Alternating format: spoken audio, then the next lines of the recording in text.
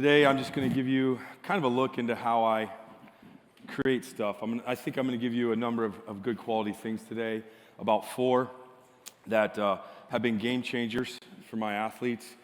I've only dealt with a few tactical populations. I have had assistants leave my gym, go to the tactical population, and then I help solve problems. I have basically developed a training manual for the tactical.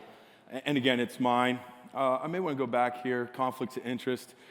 Triphasic training I'm going to talk about. I wrote the book on triphasic training, so it is a conflict of interest.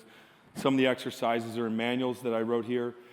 Some of the things I have wrote, I should say, the speed manual, I wrote it, it's mine, but it's some of the 5 best exercises. I'm going to give you those today. You don't have to buy the manual. You don't even have to buy the book. Really, the triphasic training book, you train eccentrics for 2 weeks, you train isometrics for 2 weeks, and then you can figure the rest out. I mean, it's pretty simple, all right? So don't buy the book. I just explained it to you in about 10 seconds there, all right? So this will be a look into my mind. I'm not going to let you get that deep into my mind, okay? But how I create stuff, people ask me, hey, how do you create stuff? I said, okay, this is my formula for creating things. And what it is, basically, the first step is I've questioned myself more than anybody else I've ever met. Okay? I question everything I do. Even if I think it's perfect, I question it. How can I make it better? Which then creates problems I didn't know I even had. Okay? So if I question my best methods, and I then go, this is a problem, and then the third step is just I find a solution and make it better. That's my process. That's pretty simple. This is what keeps me up at night, okay? And now look, I'm going to give you 4 things today, and as I think we go, after I cover the first one, if you want to ask a question about it, I think that's how we'll roll, is that you'll ask questions as we go, because I'm going to jump from different thing to different thing, about 4 of them, so I don't want you to lose your train of thought. So, first question. 2008, I'm on the basketball court. I'm looking at some of my basketball players, had a top rebounder in Big Ten, and he's jumping and getting rebounds, and it's amazing. But I've never seen him move in my weight room like that. So I started questioning every movement that I ever did in athletics in my weight room. And I thought, man, I'm not training him correctly.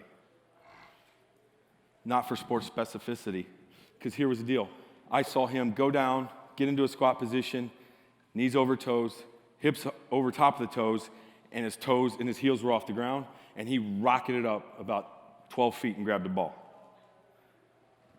But I don't teach him to jump like that, so I can't take credit for that. So we started jumping on our toes, okay? People say, oh, is that the right thing to do? Well, that's how you run. That's how you jump. I used to think the only animal that ran on their heels was an elephant, but then I was corrected. And elephants actually run on their heels. It's just the fat pad that touched the ground, okay? But if you want to look like an elephant when you run, okay, go ahead, run on your heels. So we started jumping on our toes. Now, that was in 2008. Most of my plyometrics are done on my toes. The forces hit the ground. My heel, it may hit when my athletes strike the ground with their toes, but if you hit the ground with your heel, the tension comes out of the calves, and you can't display the force that you've been able to absorb. This is how running works. Now, in 2012, I squat on my toes, single leg squat. Not double, but single leg squat on my toes. I have a video here of one of my elite level throwers, Sean Donnelly. He's one of the top hammer throwers in the world, in this country. 800 pounds, single leg safety bar squat on his toes. Why? You're going to learn today that the foot is the most important aspect, in my opinion, of athleticism in regards to when your foot strikes the ground. Well, what's the only thing touching the ground when we run or walk? It's your feet. So if it's not important, you won't have to train it. I do step-ups on our toes, heels slightly off the ground. Pitch sharks, lunges, all plyometrics, okay? It's exactly how the body functions when you're trying to do work. So the question became, if you want to look at this is a great powerlifting back squat. I probably didn't reference the picture. I've never seen one of my athletes on the right there, that powerlift, I've never seen him in the field that way. If you walked up to him and pushed him in the head just slightly, he'll fall over. The picture on the left is how we squat. Now it's exacerbated on the heel. So my heels are usually only about a quarter inch to a half inch off the ground. But the pressure of that foot, that arch, and those toes has to support how much weight? If you have a 200-pound person they're sprinting, there's 1,000 pounds of force within a split second landing on the ball of that foot. So we have to train that. And I'll show you later how important it is. Because if that foot strikes the ground and that heel collapses, or the arch on the inside, you have a lot of problems, and it happens all the time. So this is how in my squats and my lunges, now again, that heel is exacerbated. It's high, it was just to show you, but that's one of the best lifts, and I'll talk about it that I've ever seen, is my safety bar single leg squat. I think you can figure out which one's the more athletic position. Because I used to squat my track kids like that with heavy loads, and guess what? They'd get slower. Why? Because you're straining the nervous system. You're teaching them to move slow. That, on the left, is the correct pattern for all athletics, whether they're changing direction, whether they're going to jump, anything you do. Anything you do. On the left, Barry Sanders. Look at his knee in front of his toe. Every movement's like that. That's extreme, but in sports, your knee's in front of your toe all the time.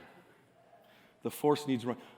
If on the foot that's on the ground, if his foot wasn't strong enough, what happens is his knee creeps up, and he can't run and be mobile and have the agility that he has if his arch collapses on the inside, if his foot's not strong enough. You see it all the time. I have athletes with foot problems that can't, when they go to change direction, go to move, they can't get low enough. Why? Because your foot's going to collapse and your body says you can't get there, so they don't get low enough. If your foot's not strong, when you see somebody run, what happens? They actually start short striding. So you may have an athlete in the tactical world that runs and looks like they have a great stride. You put a kit, you put something on their back that's run, and then they start short striding. 2 reasons, the main 2 reasons. There's 4. That foot is going to collapse when it strikes the ground because of the new load, or the hips are too weak, and the body shortens the stride. It's an inhibitory but a protective mechanism in your brain to say, don't get there because the foot's going to hit the ground and bad things are going to happen. Your body will not let you get in a position that it knows it's vulnerable in. This is the short stride technique when you run. The elite level, that's an elite level track athlete. You can see knee in front of the toe. When they come out of the blocks, knees are in front of the toe, that arch. If you ever got to work with an elite level track person, their feet are so strong or they wouldn't be elite. Look, you can make your athletes hips strong and knee strong, but if the foot's not strong and mobile, you can't apply force. You can't make them more functional. They become more efficient if you have a bad set of tires, basically, is what I'm saying. You can have a great motor, great transmission, but if you don't get any traction, it's over. And I'm telling you, many, many people in our world, our feet are so bad. I'm not sure why. Maybe the shoes. I think flat surfaces, we should be walking on undulated surfaces, but our feet are the problem in this population also. Now, my point here is this is Sean Donnelly. He's doing clusters. He's on his toes, doing 800 pounds. It's an eccentric load. This is the safety bar squat. In my opinion, it's the best lift I've ever seen athletes adapt to. I have girls that don't like to back squat more than 200 pounds, but will safety bar squat, single leg safety bar squat, 365. Now he's doing clusters, so he'll do a single, and then he comes up, and then he backs out, he rests a little bit, goes back in, does the other leg. So we'll do clusters at this. All right? This is an eccentric loading, 800 pounds, the people on the side. It's super maximal. It is super maximal. It's the best adaptations in regards to hormones I've ever seen. He can't back squat 800, but he's got 800 on his back. Testosterone levels shoot right up. Why? Because you're under stress. Okay? You can't get this with a single leg safety bar squat. You can't get this with a set of dumbbells. That safety bar squat, again, I have females who don't like to back squat over 200, but have 365 doing a single leg squat. It is highly stressful. It is the most effective lift to get adaptations, in my opinion, okay? I'll talk more about that. But here's the deal. With that arch that collapses, when that foot strikes the ground at 1,000 pounds, whether you're running or jogging or you have something, the brain, if the arch collapses, the brain will downregulate the muscles involved, okay? Won't let you produce as much force as you possibly can. The reason is again, if it produces a lot of force in the arch collapse, you're gonna have knee problems, you're gonna have hip problems. Just think about this. People try to say, hey, I'm gonna do some power development on an uneven surface. It's not possible. Your brain slows you down. It's the same as if I was trying to do some power development on a Bosu ball or a pad. Your brain will say, you can't jump as hard as you should because you can't find stability. If you don't have stability in your foot, which is the only thing touching the ground, things start to get turned off and down-regulated. Now, here's the beauty. If that arch is collapsing when I run, my body tries to find stability in the next joint. It goes to the knee. It never does. It can't find it there. It locks the hip down for stability. Certain muscles in the hip start to shut off. And I call it a bad lateral sling. So if this hip locks down, in this population, what you'll see, because in my opinion, about 80% of the time, it's a bad foot that locks the hip down, you'll see your athletes start to run like this. The foot comes in underneath. So instead of running with the foot more straight up and down, you'll see this internal shift and it becomes great. And you watch them when they run, because in my opinion, running is the number one indicator of what's going on in your body. There's all these tests out there, but when I watch a human being run, there's more indicators of what's going on there. Why? It's hardwired into everybody for survival. So when that foot shifts, you know you got a problem. And then you load them up and they run, this will be exacerbated. So you have to fix it. I'm going to show you how to fix this foot problem. Okay? Then what happens after you see this is the hip locks down, certain muscles, other muscles aren't turned on. The lower back locks up for stability. So yes, I've seen people release their feet, fix their feet in 2 weeks, and the back loosens up. Because now the foot's stable and everything starts to release itself as you use your patterns. And again, the lateral sling for any balance. So here's another sign. This foot collapses when you're running or in the weight room. What you'll see when you squat, if it's this side that collapses, when you squat down, you'll see a shift when they go to come up. It means this lateral sling's on and this one's off. So it's a guaranteed sign that you, in my opinion, most of the time, actually might have a foot problem. You think it's a glute med, but the glute med shut down because the foot's the problem. 80% of the time, okay? You're changing direction in an athlete, you're changing direction when you're carrying something, it all matters. Your stability. I have an athlete doing a single leg exercise and there's no stability, it's a lateral sling problem. The arch collapses, the knee will internally rotate. So it's not just the glute med, you have to check this, it's a foot problem.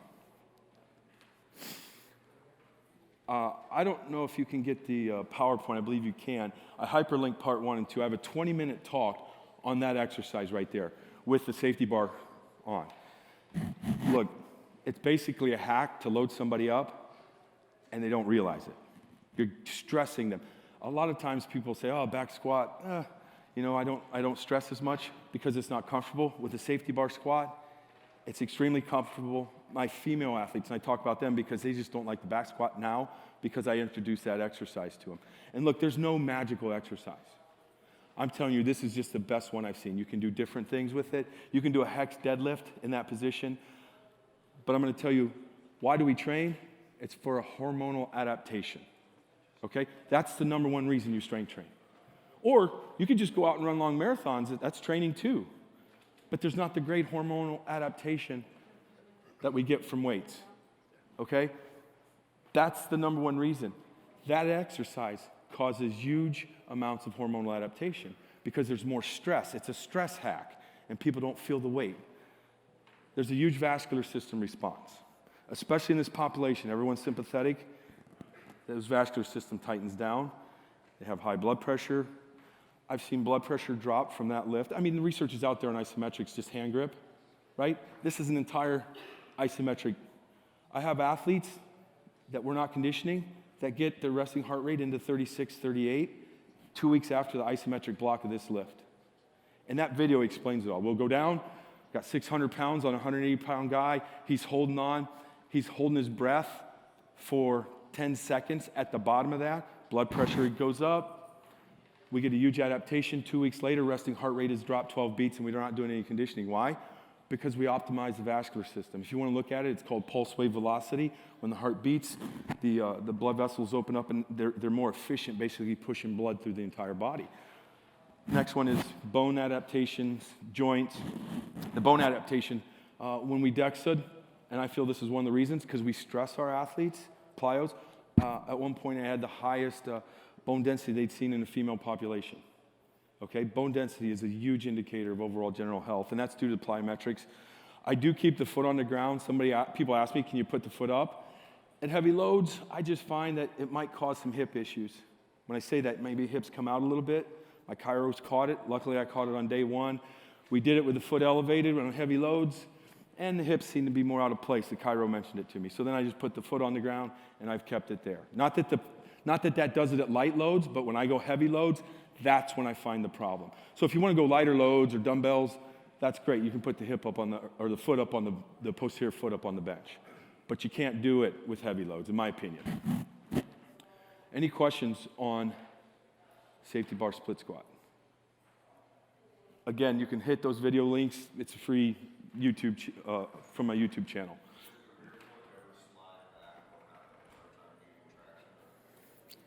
Yeah, some people might have to figure it out, but the rear foot position is really basic. I wish I could give you a guide, but with limb lengths and all these variations. But the key is that people are holding on here to get most of their stability up front. Very good question. With that stability, I'm not worried about stability because I got 800 pounds on the back. My girls have 365 pounds on a single leg squat. It's just about stress and adaptation. So, yes, sir.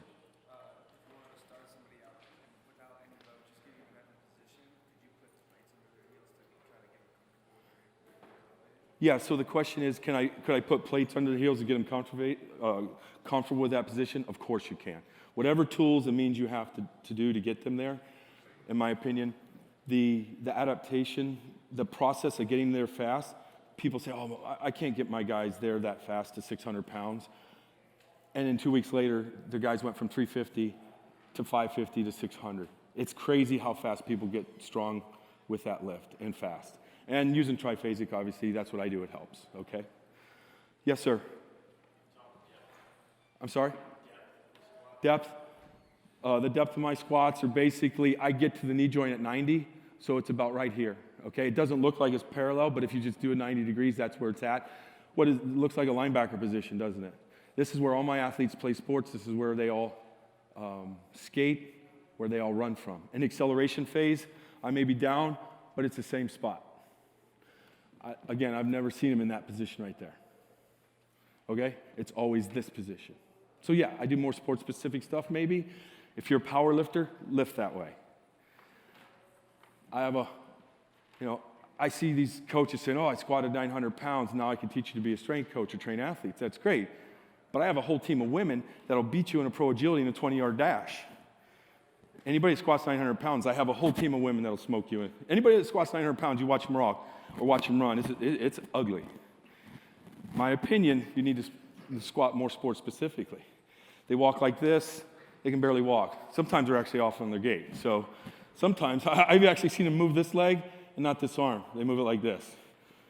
Once you get to 900,000 pounds. And if you think you can beat any of my women in a pro agility, because I got some girls that run 4.2s, good luck. I'll bet as much as you want on it. So, the next question, and this is scary, because I've been in this field. I'm going to give you all my successes today, all my successes, but the 400 failures you haven't seen, okay? Trust me. Are the periodization models that we currently use to develop athletes optimal? I knew there was gaps and inefficiencies. Create a series of tests to tell me how to train my athlete. I have 15 tests over the years, but nobody wants to do 15 tests to tell me to predict training models. So I think I came up with the best single test that I've ever found. I've ran it, friends of mine have ran it for 9 months. I released it a few months ago. And the test is basically a 20-yard dash, and you get a 10-yard sprint, and you put it into a formula. That website, it's free.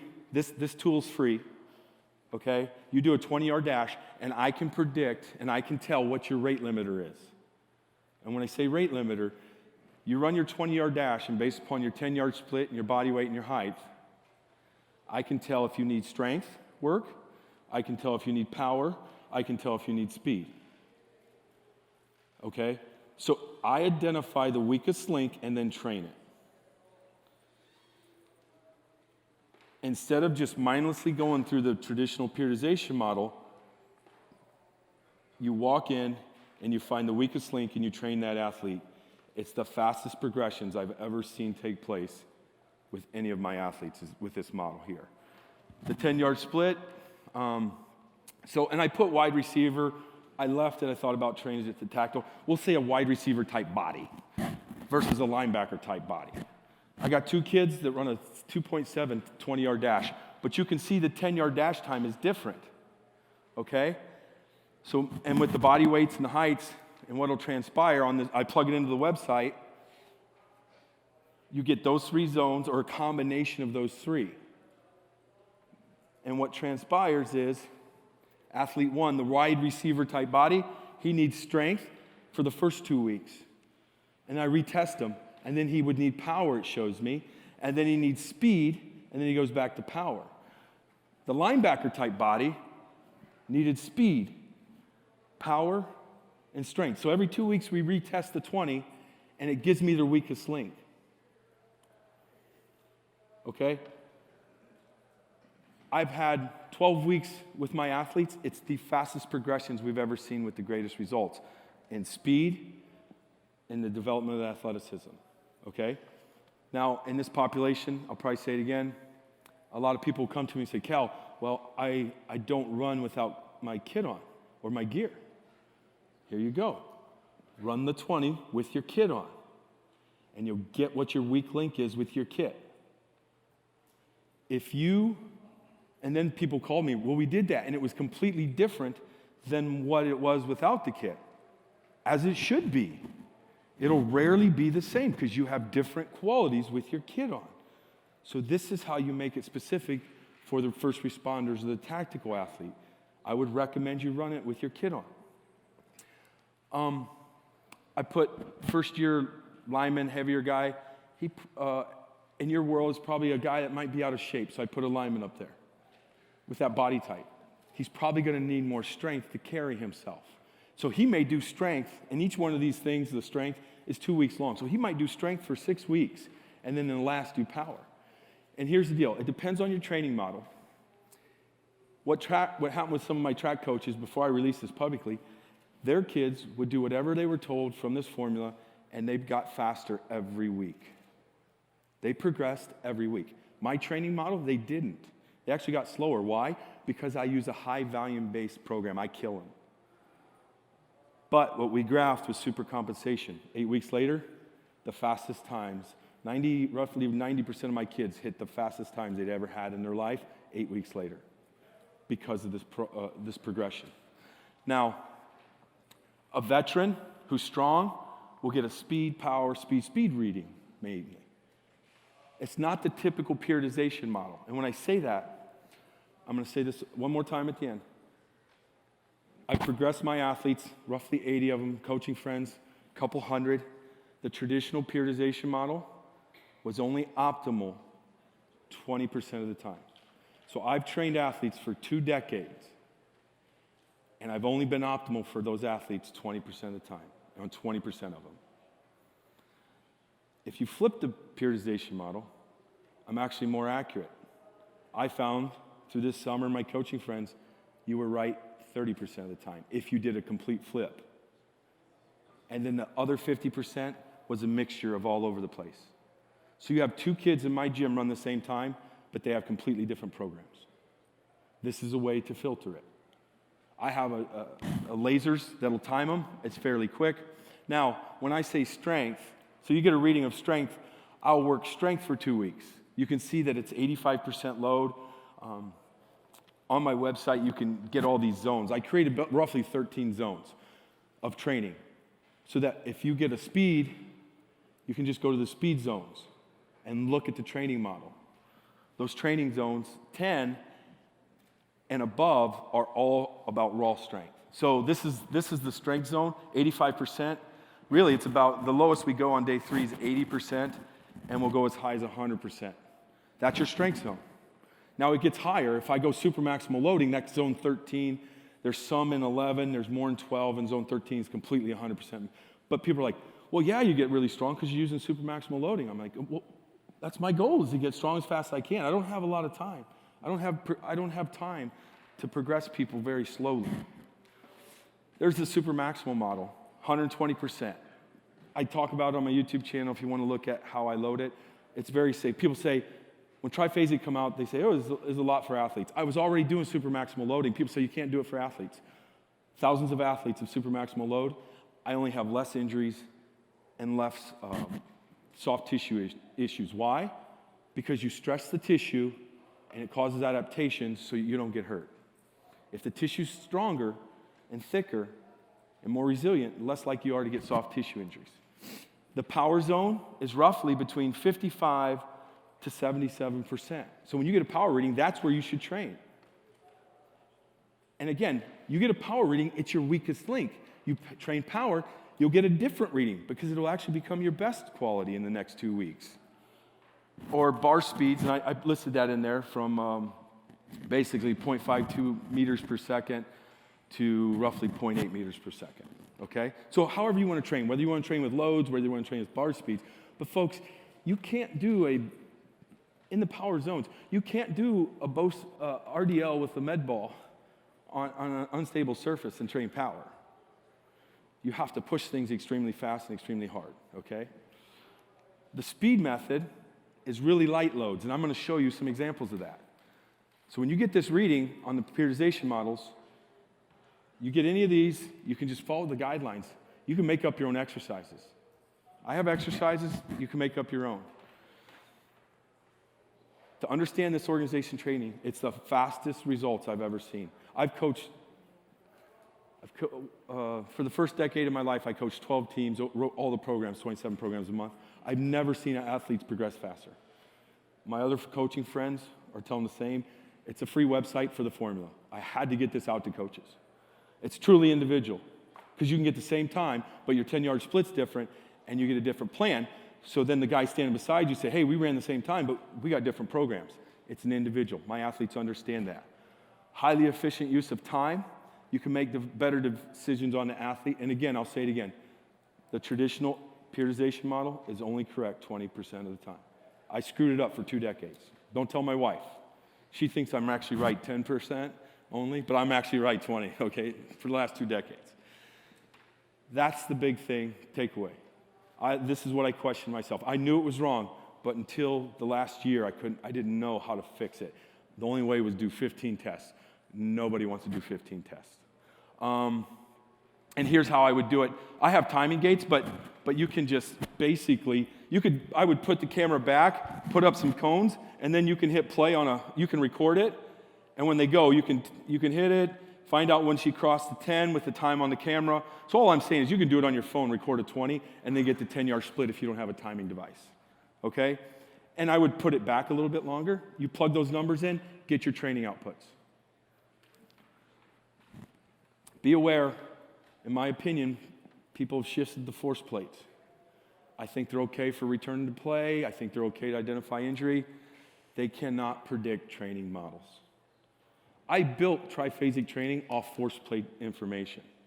So I'd see the problem. I'm like, well, they need eccentric work. So I just do triphasic, and then they didn't need it anymore. So I knew years ago there's a limit to force plates. I would rather have 10 to 15 steps in a 20-yard dash analyzed than one movement up and down. I think they're great for injury, but there are limitations. But people are trying to sell people on, oh, you can predict training models. There's a much better way to predict training models, in my opinion. Return to play. If you got an injury and you do that 20-yard dash and you get a strength reading, it tells me they're not ready to come back. So when I got a return to play athlete, you have to get them out of the strength reading. You get a reading strength, I got to keep training them. In my opinion, you got to get out of strength on a return to play process with this tool. Because strength's your biggest thing when you're coming back. Then power, if you get a power reading, I think they're ready to go. Because then strength's not their weak point. All right? Again, first responders or tactical athlete, just do the test with your gear on and then train what it says. Okay? That's how you get the best results, in my opinion. Any questions on that? Yes, sir.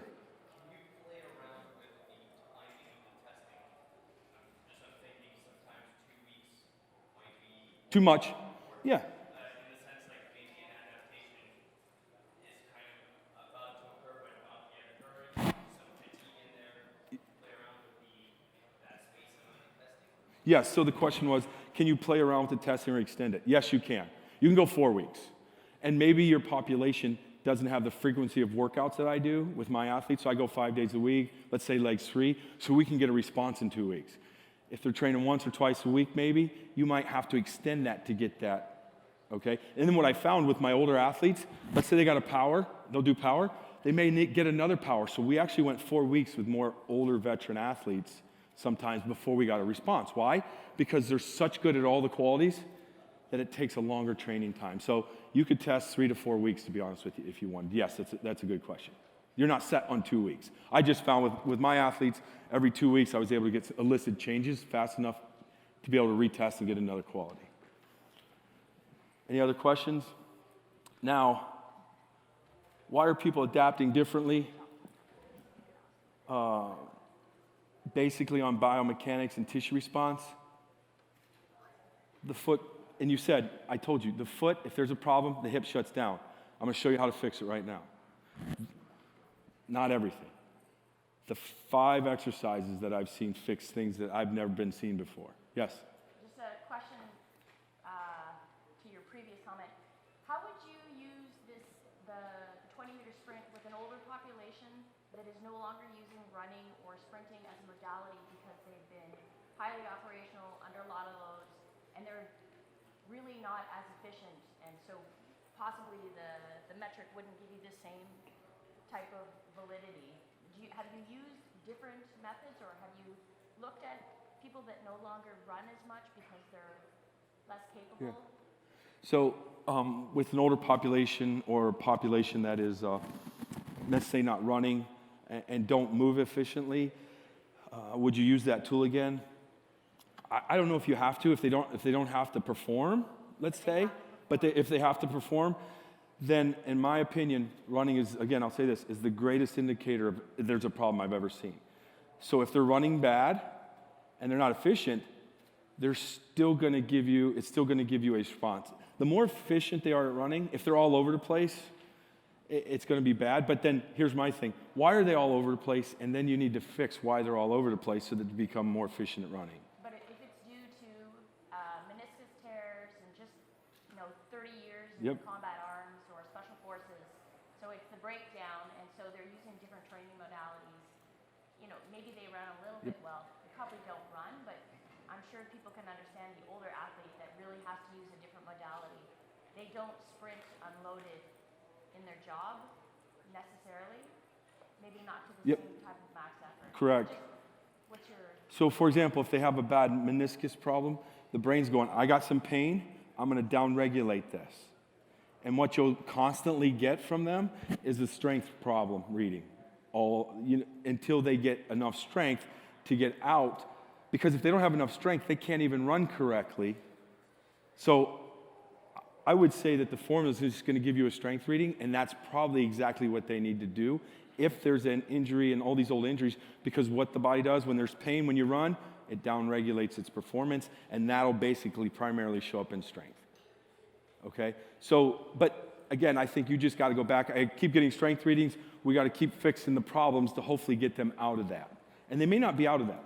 So I think it's a guide. Ultimately, you're going to have to check it out and just see what you... Now look, this is just a guide. This is not the ultimate, but it gives you knowledge as a coach to make decisions.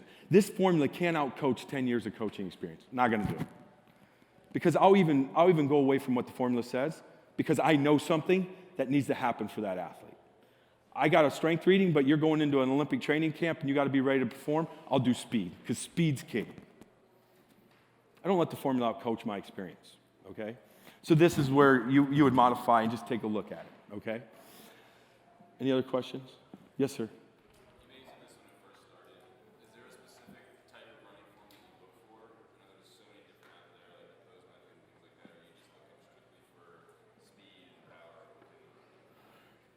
So when I look at running, on a side view, I have about 36 points I look at. So, yeah, I look at various things, but it's really hard. If I get a side view on that athlete that you just saw, it takes me a half hour to figure everything out. So, yeah, I look at various things. So that's a multi-day lecture on that one, okay? That's the best answer I can give you. Foot function's not optimal in this population.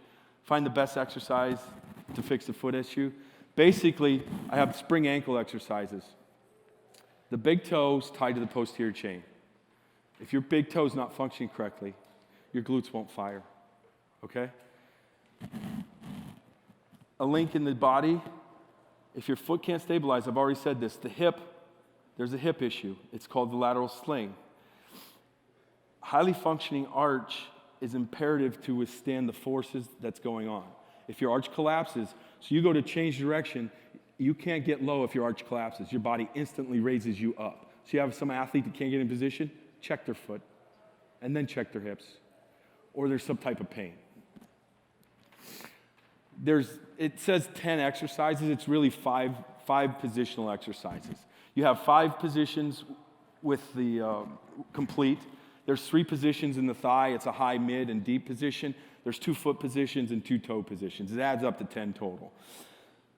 You have 3 thigh positions. There's a deeper squat, there's a mid ankle or a mid-range squat, and there's the straight leg, okay? What I'll do is, and I have video of this, the foot positions that go with the 3 thigh positions are the deep ankle position and then the high ankle position. Okay, so my athletes for 10 seconds a week do 1 set of each of those exercises, and it fixes endless amount of problems. Understand though, they're in a deep squat position like this, on a single leg. They're holding this position, foot up, holding a post, and you'll see it.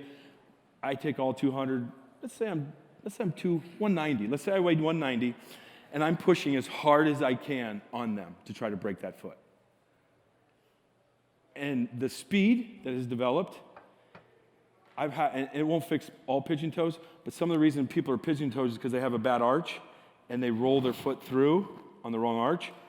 I've seen it correct it, which then helps many problems through the hip flexors, strained hip flexors.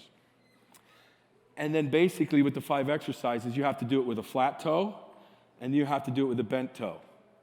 And I put that bent toe in there. That's basically a piece of my flooring and a dowel I cut in half because my athletes' actually toes didn't function well enough to do it with bent.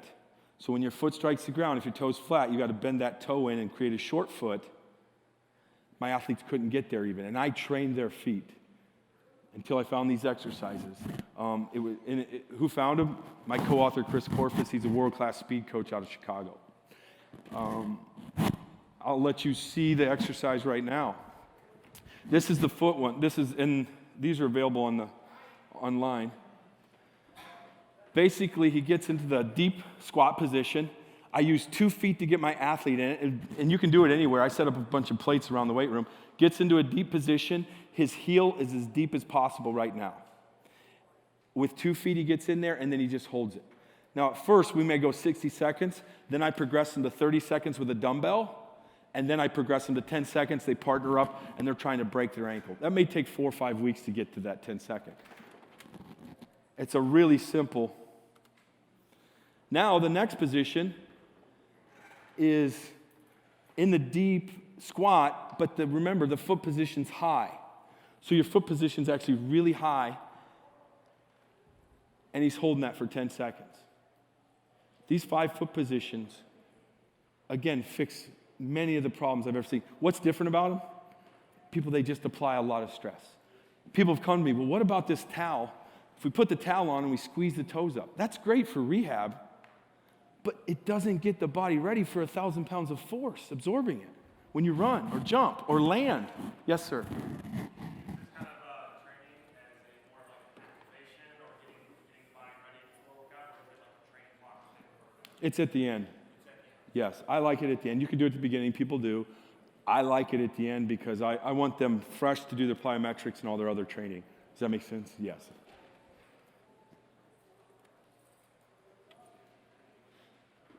All these will be on my YouTube channel. You can look them up. Ankle position 3 is a mid-thigh deep heels. So it's a deep squat with 2 ankle positions. It's a mid-deep squat, mid-thigh position with 2 ankle positions. There's 4. It's pretty simple. And we use 2 legs to get into them. The next one is a high ankle position with the mid-thigh squat. It's pretty simple. Goes up, gets in 2 positions, and then it'll hold that. Folks, the second you get into there, you'll see a lot of your athletes just start shaking. You know you got problems. You know you have problems. And then the last one is basically here. Straight leg, high position, because you will never be in a deep heel position with a straight leg. We're talking co-author that actually found these exercises, and we've been experimenting. Chris, he had females drop 2/10 off their 40. We had a female run a 4.7 electronic. That's boy fast. That's boy fast. And we're talking in high school. Why? And they weren't any stronger. Their hips and knee were just as strong. The foot could transfer the force from the hips and knee, and there wasn't a leak coming out of the wheels. There wasn't a leak in the foot. Those 5-foot positions, you can find them. They're in my speed manual. That's where they came from. You can find them online. Any questions on the foot positions? Those are game changers, in my opinion. My athletes, I've never seen change of direction, change so fast. Plyometrics, my concern was that they aren't individualized. We use current plyometrics to train people. I make tests for plyometrics. What I use when we do plyos, I look at plyometrics as 3 positions: a deep position, a mid-thigh position, and a top position. I like the accelerated bands where those bars that come off the racks, I hook people up to that. There's all these types of plyometrics, I'll be honest with you. So here's the deal. The first position, the bottom position, if you get a strength reading off the 20-yard dash, you need to do and land all your plyometrics in that position, the one on the left, because that's more strength quality as you do it. The midsection is more the power. The one where you land here, it's more power-based. And then the high one is for speed. It's more hurdle hop based. So you get a speed reading, most of your plyometrics should be done in a high position. People are like, Cal, you change your entire exercise function based upon that reading. Well, no wonder they get better. You're cheating. I'm like, how am I cheating? I just want to win. I'm only here to win. That's all. And in this population here, we're just here to win. So I change all my plyometrics based upon those readings. So if I have a strength zone, I'll do a deep plyometric most of the time. I have about 40 minutes of lecturing on how to make your plyometrics more specific towards the needs of your athlete. It's basically positional and some various types of contrast. You can find it on my YouTube channel. It's all free. I'm not trying to sell you on my YouTube channel. Again, deep squat for strength, speed, the high one. It makes sense, right? It's more reactive, it's faster. You take your weakest link, modify your plyos, modify your strength loads, modify your exercise. In the chalk talk, I can explain to you real quick. If I got a strength reading, I do wider glute hams. If I got a speed reading, I do more narrow glute hams. Why? Because when you run and accelerate, your weakness at acceleration might be strength. You have a wider stance. Then when you run at high speeds, your feet are more underneath you. So I bring the glute ham in. Got it? I have a whole series and a whole concepts that go into those strength zones. Next one, look, our sports aren't specific enough. Sports are not specific enough. What we do in the weight room isn't what happens in sports. So the next methods I came up with, I couldn't get these to transfer. I learned 18 years ago that back squatting my track athletes heavy in training made them slower. Now, I'm okay with that if I made them faster later. But nothing we do in the weight room is theoretically the same as sport, or the same as functioning, jumping out of a van with a load. Whatever you got to do. So the athletes, the best athletes in the world, the Russians found out the biggest difference, they relax their muscles faster than everybody else. That's it. They can relax their muscles so they can contract again. Really, there's not much difference between a couch potato and an Olympic athlete on speed at which they contract. The couch potato holds that contraction a longer, the athlete relaxes and can fire again. That's what's going on. This co-contraction, this peaking manual method that I came up with, this co-contraction, I call this method the co-contraction. It's the greatest adaptation to teach the nervous system how to fire correctly. And you may have seen exercises. I have EMGs. I've used this method for 3 years. You saw what happened. You're actually putting your feet in between the bands, so the top bands are actually pushing you down, and the bottom bands are pushing you up. You can put an EMG on. It's the highest muscle contraction that I've ever seen. You put a 1 pound ankle weight on there, it's the same as a heavy, heavy RDL. So, do you think a heavy RDL is more important for running, or this exercise right here? You do that for 10 seconds. First time athletes do it, their hamstrings cramped up because of the high velocity. You're teaching the nervous system to fire. Squatting will teach the nervous system to be slower, heavy squats. This movement right here, you can do it with upper body. Now look, you can find on my YouTube channel, look how violent that is. That's real time. This is teaching the nervous system to shut on and off. This will transfer your weights to be a more efficient mover, a more efficient athlete. Have a lot of fighters, track athletes using this method. Why? They lift, get strong, and then you have to transfer it to real movement. Heavy squats do not transfer it to real movement. That's the co-contraction. It trains the nervous system. And when I have a TMG, basically, that's how the speed at which a muscle contracts. I can measure it, and I just drew a graph for you here. After I trained it, it taught my athletes to decrease the relaxation speed. And it actually increased the firing rate. Why? Because you're moving fast. It's that simple. I'm telling you what it does is just helps us transfer everything we know from the weight room into the real human movement. And this is a rebound method. Instead of putting your band in between, this trains the tendons. This is more of a tendon training device. This is plyometrics for your shoulder.